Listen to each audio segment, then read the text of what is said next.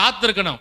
எண்ணெய் இருக்கிறதா, நெருப்பு எரிகிறதா, அபிஷேகம் கரெக்டா இருக்கா, உன்னுடைய பரிசுத்தாவி என்னை விட்டு போகாமல் இருக்கிறதா, இன்னும் அக்கினி எனக்குள்ள எரிகிறதா, என் தரிசனம் கரெக்டா இருக்கா, மணவாளன் எப்ப வருவார்னு காத்திருக்கிற நேரத்துக்கு வந்தாச்சு.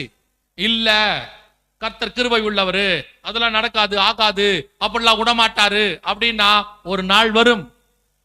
நீங்கள் நினையாத நேரத்துல சடுதியாய் அந்த நாள் உங்கள் மேல் வரும்.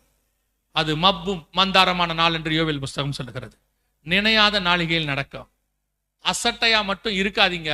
கர்த்தர் உங்களுக்கு சொல்லி இருக்கிறாரு, இனி காலம் கண்டிப்பாக செல்லாது. அல்லேலூயா.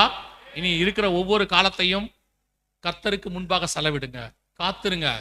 ஒவ்வொரு நாளும் ஜெபத்திலும் உபவாசத்திலும் காத்துருங்க. வேத வாசிப்புல காத்துருங்க. எப்போ வருவீர் இயேசுவேன்னு காத்துருங்க. ஆண்டவர் நம்மை சந்திக்கிற காலம் மிக நெருக்கமாயிருச்சு. அல்லேலூயா. நமக்கும் அவருக்கும் ஒரே ஒரு கதவு தான் டிஃபரன்ஸ். வாசப்படியில் நின்று கதவை தட்டுகிறார். நாம இந்த பக்கம் நிக்கிறோம். கதவை திறந்தால் நம்மை அழைத்து கொண்டு கர்த்தர் போவார். அதுக்கப்புறம் கதவை தட்டினாலும் திறக்க மாட்டாரு. அந்த பக்கத்துல இருக்கிறவனுக்கு நித்திய ஜீவன், இந்த பக்கத்துல இருக்கிறவனுக்கு நரகம். ஆனா டிஃபரன்ஸ் ஒரே கதவு.